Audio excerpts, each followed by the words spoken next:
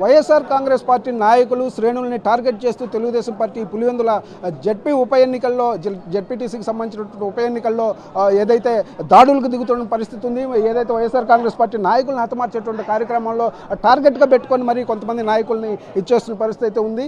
మన దగ్గర ఎమ్మెల్సీ రమేష్ యాదవ్ గారు ఉన్నారు, ఆయన మీద కూడా దాడి జరిగింది. వేల్పుల రాము ఎమ్మెల్సీ రమేష్ యాదవ్ గారు నల్గొండపల్లి వెళ్తుంటే అక్కడ దాడి జరిగిన పరిస్థితి. చెప్పండి సార్, అసలు ఏం జరిగింది, ఎంతమంది వచ్చి మీ మీద దాడి చేశారు? నల్గొండవరపల్లిలో మన పార్టీ సంబంధించిన జెడ్పీటీసీ ఎలక్షన్ దాని కోసం క్యాంపెయినింగ్ కోసం అనేసి కొంతమంది కలవడానికి వెళ్ళినాం. కలిసి వాళ్ళను ఇంకా బయలుదేరాం. అంతే ఒక 2 నిమిషాలు కారు ఎక్కి కొంచెం దూరం కూడా వచ్చినాం. మళ్ళీ వేరే వాళ్ళు పిలిస్తే వాళ్ళని కలుద్దామని కారు దిగాం. మళ్ళీ సరే ఇంకా మళ్ళీ రేపు వస్తాంలే అనేసి మళ్ళీ కారు ఎక్కి జస్ట్ కారు ఎక్కి ఒక 10 సెకండ్స్ ఉంటుంది. అటు సైడ్ నుంచి ఒక బలరో వచ్చింది, ఇటు సైడ్ నుంచి ఒక బలరో కారు వచ్చి మధ్యలో మమ్మల్ని లాక్ చేసేసింది. సుమారుగా 100 చిల్లర పైన వచ్చింటారు. అందరూ కట్టెలు, రాడ్లు, కత్తులు అవన్నీ తీసుకొచ్చి రాళ్ళు, పెద్ద పెద్ద రాళ్ళన్నీ బండిపైన అంతా వేసేసి పెట్రోల్ తీసుకొచ్చి బండిపైన వేసేసి చుట్టంతా రౌండప్ చేశారు. వేసి ఆ డోర్లంతా గుంజి అవతలలో గుంజారు, యువతలలో గుంజేసినారు. రామన్నకు వెనకాల అద్దం పగలగొట్టి రాడ్ లోపలేసి కొట్టేదాక ఈ తల దగ్గర తగిలింది. అదే రాడ్లు వచ్చి నాకు వెనకాల బ్యాక్ సైడ్ అంతా తగిలింది. తగులుతానే ఇంకా డోర్లన్నీ బ్రేక్ చేసేసరికి డోర్లన్నీ ఊడిపోయేసరికి బయటికి లాక్కుని వెళ్ళిపోయారు. అంటే మా పిఎస్ఓని నన్ను తీసుకుని వచ్చి లోపల కారు వచ్చి ఎదురుగా ఫాస్ట్గా వేరే కారుని దాన్ని కొట్టుకుంటా మేము ఇట్లా అట్లా. అంటే ఎవరు వాళ్ళలో ఎవరినన్నా మీరు గుర్తించే పరిస్థితి ఏమన్నా ఉందంటే? అంతా టీడీపీ సంబంధించిన నాయకులు, బీటెక్ రబీకి సంబంధించిన బంధువులు అంతా. అంటే కీలకంగా పెట్రోల్ కూడా ఒక 5 లీటర్లు పెట్రోల్ తీసుకొచ్చి మీ మీద పోయాలనే మొత్తం ఆ బండి మీద అంతా పెట్రోల్ అంతా పోసేసినారు. ఒక సెకండ్ ఇంకా వెలిగించే లోపల మేము ఫాస్ట్గా డ్రైవర్ను కొట్టుకొని వచ్చేసినాం అనమాట. లేకపోతే బండి ఈరోజు ఫైర్ అయిపోయేది అనమాట. సో బండి కూడా బయటే ఉంది మొత్తం.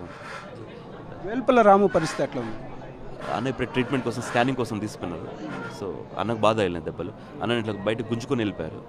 అప్పుడు నేను ఇట్లా గుంజుకొని వస్తే కారులో తీసుకొని వచ్చి నన్ను ఇట్లా సైడ్ అయిపోయింది. ఒక చిన్న జెడ్పీటీసీ ఎలక్షన్ కోసం ఇంత చేస్తున్నారు అని అంటే ఏంటి వాళ్ళ టార్గెట్ ఏమనుకుంటున్నారు? ఇంకా మనకందరూ తెలిసిందే వైఎస్ఆర్సీపీ ఎంత స్ట్రాంగ్ ఉంది ఇక్కడ. పులివెందుల గడ్డ అంటే వైఎస్ఆర్ అడ్డ అది. సో వాళ్ళు గెలవలేక, చెప్పిన హామీలు తీర్చలేక ఏదో ఒక దౌర్జన్యం చేస్తే ప్రజలు భయపడతారు. భయపడిచ్చే ఎలక్షన్ మేము ఫస్ట్ నుంచి చెప్పేది ఇదే.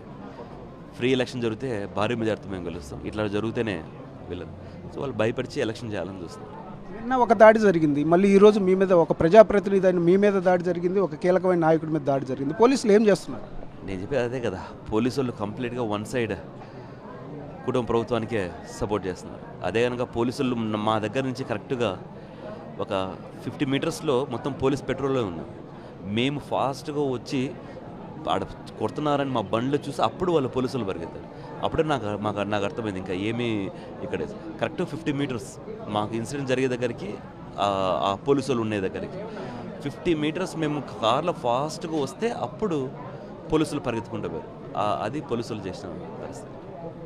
ఇది పరిస్థితి మొత్తం మీద అయితే ఒక ప్లాన్ ప్రకారమే ఈ విధంగా జరిగింది అని చెప్పేసి చెప్తున్న పరిస్థితి అయితే స్పష్టంగా కనిపిస్తుంది.